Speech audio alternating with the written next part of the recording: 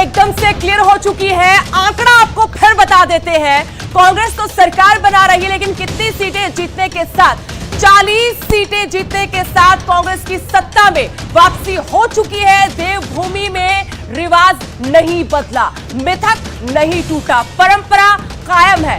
BJP को सोचना होगा आखिर कहां पर चूक हो गई, कहां पर बागी उनका खेल बिगाड़ पाए। 6 सर्वे करने के बावजूद कहां चूक गई बीजेपी। बिल्कुल, और जैसे मैंने पहले बताया था, राहुल गांधी के ट्वीट आए, आप स्क्रीन पर देख सकते हैं। राहुल गांधी ने हिमाचल के नतीजे के बाद ट्वीट कर अपना रिएक्शन दिया है। क्या कहा राहुल गांधी ने? जनता को इस निर्णायक जीत के लिए बधाई। कांग्रेस कार्यकर्ताओं और नेताओं को जो हम शुभकामनाएं दे रहे हैं। जनता को किया गया हर वादा जल्द से जल्द निभाएंगे। ये राहुल का ट्वीट इस वक्त आप स्क्रीन पर देख रहे हैं। राहुल गांधी भारत जोड़ो यात्रा में है और हिमाचल के नतीजे पर ये इनका ट्वीट है। जोर इस बात पर है कि जनता से किया गया हर वादा हम निभाएंगे। इसका क्या मतलब निकल रहा है सुदेश? देखिए, ये वो चेहरा है जो इस बार हिमाचल के चुनावी रण में कैंपेन करते हुए नहीं नजर आए।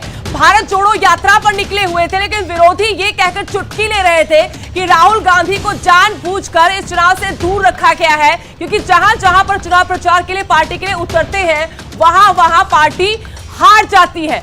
अब चुनाव, ये तो विश्लेषण करेंगे, ये बातें होती है राजनीति में, कटाक्ष होते हैं, तंज कसे जाते हैं, लेकिन जीत जीत होती है। चाहे किसी के पास आने से या किसी के दूर रखने से वो जीत हो। अब ये तो हो गया कि यहां पर कांग्रेस की सत्ता में वापसी हुई है। बीजेपी की जी तोड़ मेहनत, एक बड़े धुआंधार प्रचार के बावजूद, प्रधानमंत्री नरेंद्र मोदी के चेहरे को आगे रखते हुए, भावनात्मक अपील करने के बावजूद, राम मंदिर की दुहाई देते हुए, देवभूमि में धारा 370 का जिक्र करते हुए, क्योंकि देशभक्ति का जज्बा, बीजेपी ने एक बार फिर से इस मुद्दे को हिमाचल में भुनाने की कोशिश की, जो काम नहीं आया। तो कुल मिलाकर कांग्रेस सरकार बना रही है, मुद्दों पर मुहर लगाई है। जनादेश हिमाचल का यही कहता है। तो विश्लेषण तो बाद में होगा, लेकिन जो जुमला आपने कह दिया है, जो सेंटेंस आपने कह दिया कि विश्लेषक ऐसा कहते हैं कि जहां राहुल गांधी जाते हैं वहां वो चुनाव हार जाते हैं। क्या हम ये देखें कि गुजरात में राहुल गांधी ने चुनाव प्रचार किया, भले ही 2 ही रैलियां की हों,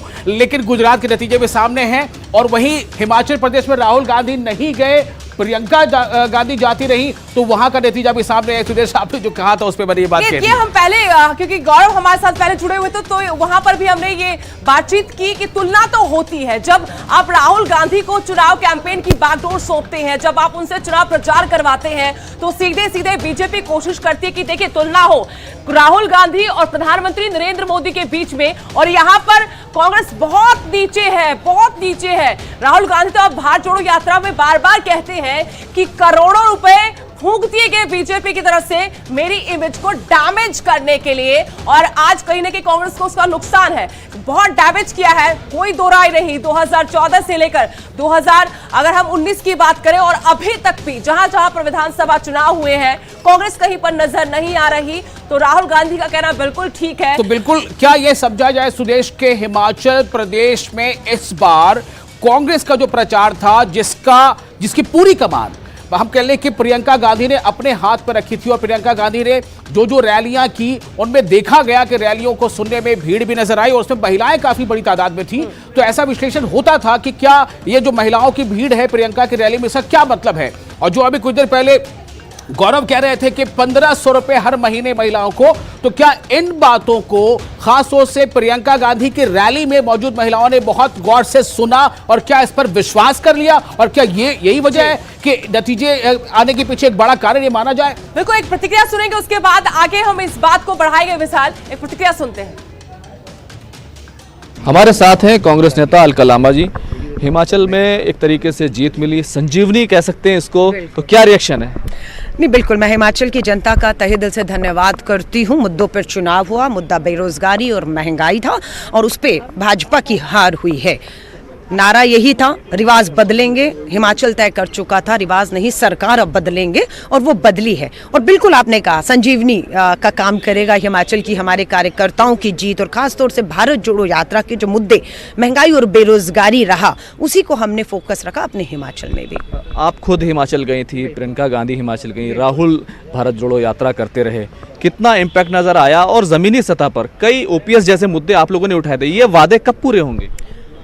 देखिए, हमने अपनी गारंटी में दिया है, सरकार बनने के बाद पहली कैबिनेट मीटिंग में पहली मोहर 10 दिन के भीतर, दोबारा दोहरा रही हूँ सब वायदों का, ऐसा नहीं कि जीत गए और अब ये सब मैं भूल जाऊंगी, पहले 10 दिन में पहली कैबिनेट की मीटिंग में ओपीएस ओल्ड पेंशन स्कीम पर मोहर लगने वाली है और सरकारी कर्मचारियों को बधाई दूंगी, ये जीत आपकी है और आपकी पेंशन, आपका हक आपके बैंक खातों में आने वाला है। दूसरा, घर घर लक्ष्मी के तहत हमने हर महिला को कहा था महंगाई की मार पड़ रही है, 1150 का सिलेंडर है, सब्सिडी बंद है, तो 1500 रुपए हर गृहिणी को कहूंगी। पूरा इस बात का हमारा वायदा है, गारंटी है कि आपके खातों में डलने जा रहे हैं। आप खुद क्योंकि हिमाचल गई थी, प्रधानमंत्री गए, जेपी नड्डा गए और तमाम बड़े नेता वहां पर गए, लेकिन फिर भी गुजरात से अलग हिमाचल क्यों दिख रहा है? देखिए, मैं आपको फिर कहूं, भाजपा ने अपनी बी टीम को केजरीवाल जी को भेजा हिमाचल, लोगों ने वहां से उन्हें खदेड़ा। सीधा मुकाबला जहां जहां आप देखेंगे कांग्रेस और भाजपा में है, वहां हिमाचल जैसे हर्ष आने वाले चुनाव में आप देखेंगे, राजस्थान में देखेंगे, छत्तीसगढ़ में देखेंगे, मध्य प्रदेश में देखेंगे, कर्नाटका में देखेंगे, त्रिपुरा में देखेंगे।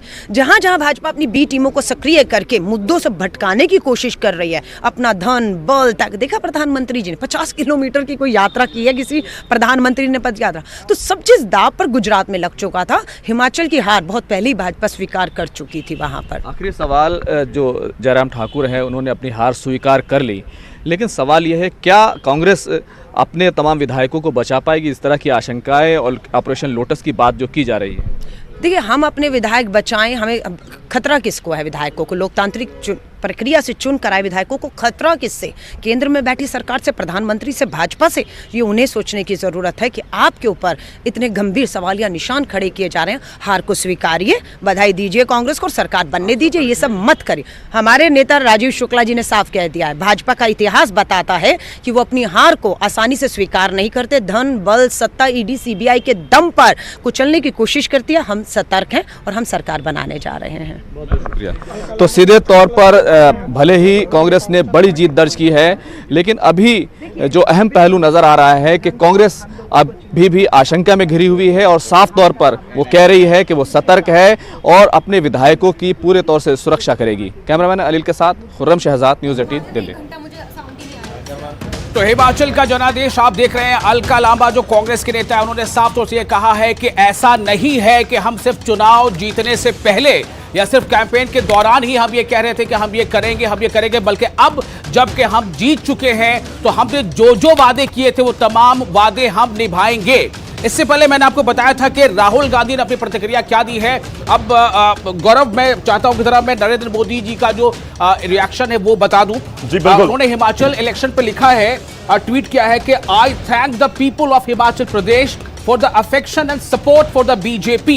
ये नरेंद्र मोदी लिख रहे हैं हिमाचल प्रदेश के लिए। We will keep working to fulfil the aspirations of the state and raise people's issues in the times to come. ये नरेंद्र मोदी प्रधानमंत्री ने हिमाचल के नतीजे पर अपना रिएक्शन दिया है। कट सीट ट्वीट है ये, आप इसको कह सकते हैं कट सीट ट्वीट है। देखिए, आमतौर पर इस तरह से होता है कि आपको रिएक्ट तो करना होगा और जीत है हार है उसको कबूल तो करना होगा। तो वही चीजें नजर आई हैं, हम इसका जिक्र करते रहेंगे। और इस बीच देखिए, मुद्दों का बहुत जिक्र हो रहा था और मुद्दों के जिक्र के बीच अब बात यह है कि पिक्चर तो क्लियर हो चुकी है। हिमाचल में कांग्रेस की सरकार बनने जा रही है। मुख्यमंत्री कौन सा होगा, बस अब नजर उस पर ही टिकी है।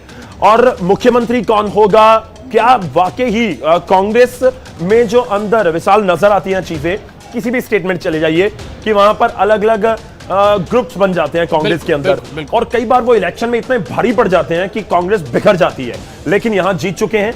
अब ये एक जरूर सवाल है कि आखिर किस तरह से सबको कुनबा जो है संभाल के रख पाएंगे। और जो एक नाम ऊपर से आ जाता है, क्या वीरभद्र परिवार को अगर ये सीट नहीं मिलती मंजूर होगा?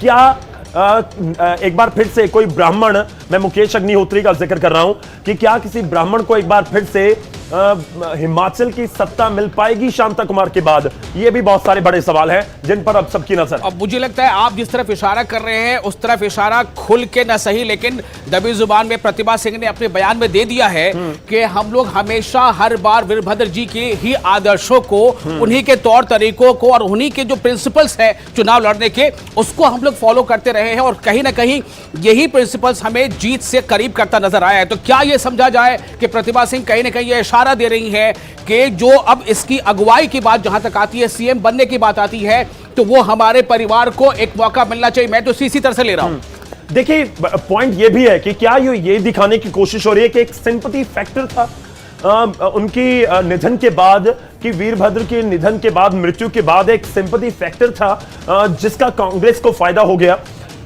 बेशक वो खुलकर इस चीज को नहीं कहेंगे, इनडायरेक्टली इन चीजों का जिक्र वो करते रहे। क्या वाकई ये एक ऐसा फैक्टर, जैस्मिन इनफैक्ट हमारे साथ दोबारा जुड़ चुकी हैं, बहुत सारे फैक्टर का जिक्र हो रहा है और ये भी एक फैक्टर था कि वीरभद्र सिंह के बिना ये इलेक्शन कांग्रेस ने एक, आप कह सकते हैं कि पीछे याद नहीं आता होगा कि कब वीरभद्र सिंह के बिना इलेक्शन लड़ा है। तो क्या एक सिंपैथी फैक्टर भी इस बार नजर आया? ये भी बहुत चर्चा है। बिल्कुल गौरव, क्योंकि सिंपैथी फैक्टर की यहाँ पर बात हो रही है, तो सिंपैथी फैक्टर उस वक्त से दिखना शुरू हो गया था जब उपचुनाव हुए थे नवंबर 2021 में। सिंपैथी फैक्टर उस वक्त जरूर काम किया था जब संसदीय क्षेत्र प्रतिभा सिंह जीत चुकी थी, जबकि मुख्यमंत्री जयराम ठाकुर वहां पर मौजूद थे, लेकिन उसके बावजूद भी तमाम 4 सीटों पर हुआ था, उस पर कहीं ना कहीं कांग्रेस ने एक अच्छी जीत दर्ज की थी। तो भाजपा की तरफ से ये बयान आया था कि सिंपैथी फैक्टर है भैया, इसलिए कांग्रेस पार्टी जीत रही है।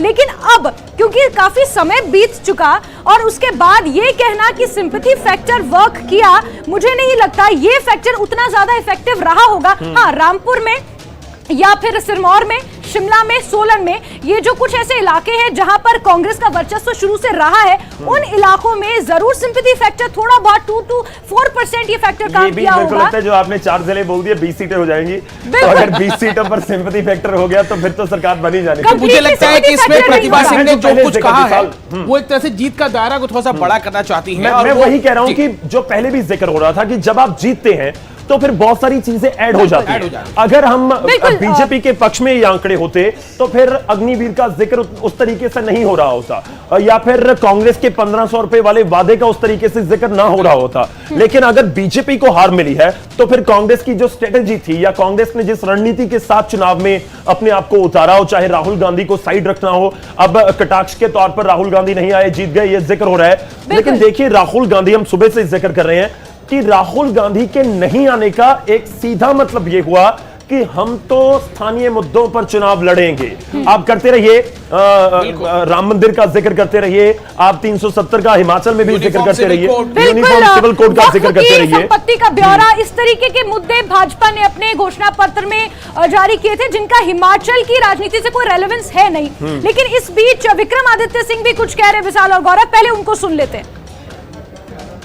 हिमाचल प्रदेश की प्रभु जनता का और मेरे निर्वाचन क्षेत्र की प्रभु जनता का, जिन्होंने इतना प्यार, आशीर्वाद और मान सम्मान हमें दिया है, और मैं यही कह सकता हूं कि हम आने वाले समय में वीरभद्र सिंह जी के दिखाए हुए रास्ते पे आगे चलेंगे। वीरभद्र सिंह विकास मॉडल को हिमाचल प्रदेश के अंदर फिर से लागू करेंगे और जो अधूरे सपने उनके रह गए थे कांग्रेस पार्टी की सरकार के, उसको आने वाले समय में हम मिलकर पूरा करेंगे। हमारी राष्ट्रीय अध्यक्षा और हमारे राष्ट्रीय अध्यक्ष मल्लिकार्जुन खड़गे जी, सोनिया गांधी जी, राहुल गांधी जी, प्रियंका जी के आशीर्वाद से, हम सब जितने यहाँ के वरिष्ठ नेता हैं उनके आशीर्वाद से हम मिलकर हिमाचल प्रदेश को नई ऊंचाइयों पर ले जाने का पूरा प्रयास करेंगे। सत्ता में वापसी और दूसरी दफा आप फिर विधानसभा में पहुंचे हैं, तो जरा ये बताएं जीत का श्रेय आप किसको देते हैं?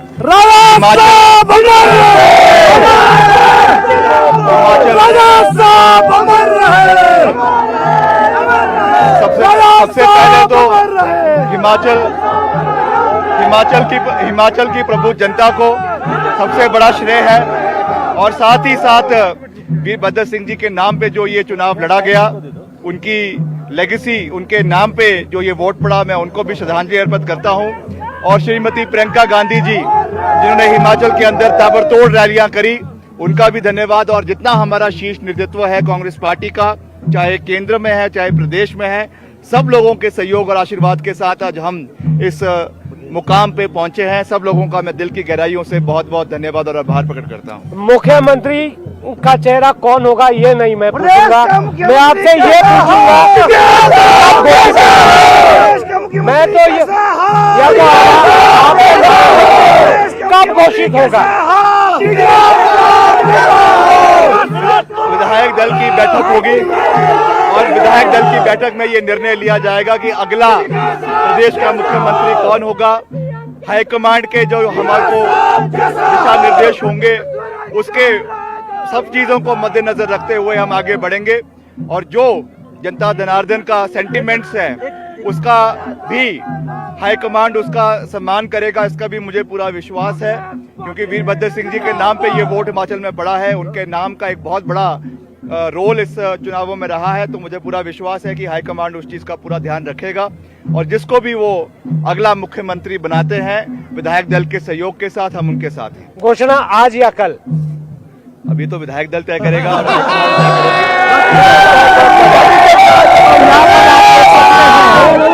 किस तरह से यहाँ पर धक्का मुक्की भी हो रही है, जीत का जश्न यहाँ पर विक्रमादित्य सिंह जो है मना रहे हैं और भारी जनसमूह जो है उनके साथ है। दूसरी दफा जो है विक्रमादित्य सिंह यहाँ विधानसभा में नजर आएंगे। शिमला से मेरे कैमरा सहयोगी सुखजिंदर के साथ रणवीर सिंह, न्यूज़ 18 हिमाचल। विक्रमादित्य सिंह ने साफ तौर से कहा है कि वीरभद्र सिंह का परिवार और वीरभद्र सिंह के नाम पर यह चुनाव जीता गया है। तो क्या यह समझा जाए कि वीरभद्र सिंह के नाम को लेकर जो बार बार प्रतिभा सिंह भी कह रही हैं और बार बार विक्रमादित्य सिंह भी ये नाम ले रहे हैं, जिसका क्या ये मतलब है कि कहीं ना कहीं इस चुनाव में वीरभद्र सिंह का नाम, उनका काम जो है वो सिक्का चल गया है? और अगर वो सिक्का चल गया तो क्या ये समझा जाए कि अगला मुख्यमंत्री जो है वो इसी परिवार से हो? क्या ये एक तरह से टॉस करने की कोशिश है, ये इशारा करने की कोशिश है जास्मिन? बिल्कुल, और इस बीच लगातार बयानबाजी का दौर भी जारी है। कांग्रेस काफी उत्साहित है अपनी जीत को लेकर, लगातार उनकी तरफ से ये बयान सामने आ रहे हैं और इस बीच पवन काजल ने क्या कुछ कहा है ये भी आपको सुनाते हैं। हालांकि भाजपा के वो प्रत्याशी रहे हैं, क्या कुछ कहा है पवन काजल ने, आप वो सुनिए पहले। हम इसका स्वागत करते हैं जो जनादेश दिया, पर जो कांग्रेस पार्टी सरकार बनाने जा रही है मैं उनको शुभकामनाएं और बधाई देता हूं। और मैं कहना चाहूँगा कि आपने जो पहले ही कैबिनेट में ओपीएस देने का जो वादा किया था उसका हम भी समर्थन करेंगे। आपने पहले ही कैबिनेट में ओपीएस को बहाल करना है। सर, भाजपा के हार के मुख्य कारण क्या रहे हैं? भाजपा कांगड़ा में 20,000 वोटों से जीत रही है।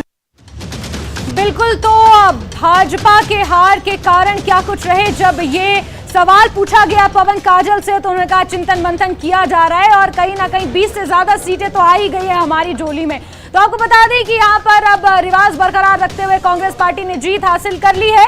अब बड़ा सवाल यह है कि मुख्यमंत्री आखिर कौन होगा। तमाम पहलुओं पर हम चर्चा कर रहे हैं कि किस तरीके से कांग्रेस पार्टी ने कैंपेन चलाया, किस तरीके से चुनाव को जीता गया, क्या कुछ वो फैक्टर, अहम फैक्टर्स रहे जिस पर यह चुनाव लड़ा गया। लेकिन वक्त एक छोटे से ब्रेक का है, ये महा कवरेज लगातार जारी है, आप बने रहिए हमारे साथ।